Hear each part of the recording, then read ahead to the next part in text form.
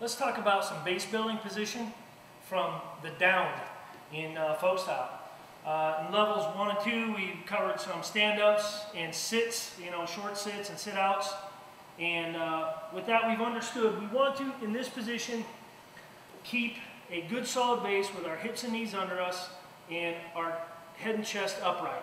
At the same time, we want to keep our elbows in this type of situation, whether we're doing stand-ups or we're doing sits, where we've closed windows and not given our opponent any opportunity. But when that falls apart and we end up flat, whether we've been in the middle of a stand-up and driven to our face, or didn't get the jump on the whistle, and we end up down flat on the mat, we got to have some ability here to get up. And commonly we see a couple of things. One is just a simple, real hard push-up, where we're trying to push up, or as bad as that sometimes is try putting up in this way, rather than evaluating our position based on those fundamentals, keeping our hips under us. And rather than using horsepower, I'm just going to simply slide. So first off, right here, I want to bring one side or the other, my elbow to my knee, and now, rather than having to push up, I'm just going to rotate my hips and butt back over my ankles. At the same time, I bring my inside knee up, and I elbow to my side, where I close that window. Okay? That way, it takes very little power, and I can get back up to a defendable base and then start to work on my escaping position.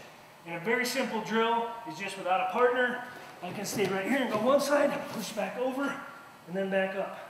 Then go back down, go other side, rotate my hips, back over my ankles. Very simple.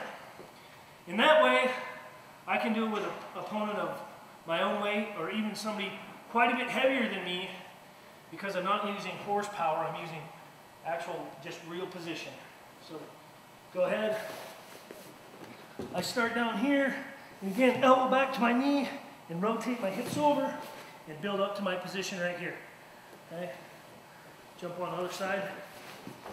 Do it. Elbow to my knee, push back over, and close this off. This elbow and knee are very important.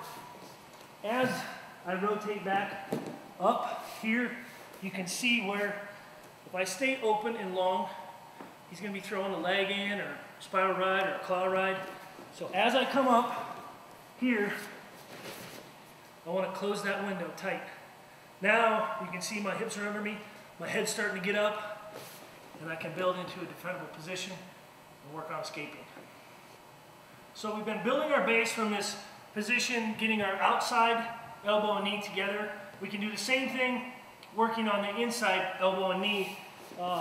It may become a little more difficult as my opponent's on my right side, and I want to get my right elbow and knee together and push back to close that window.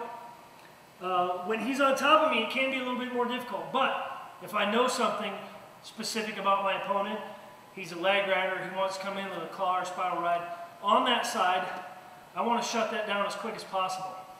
So again, I'm going to do the same thing. I'm going to scoot elbow and knee together and shut him out of everything I can, and then rotate back over here, clearing, and then I'm going to go to work.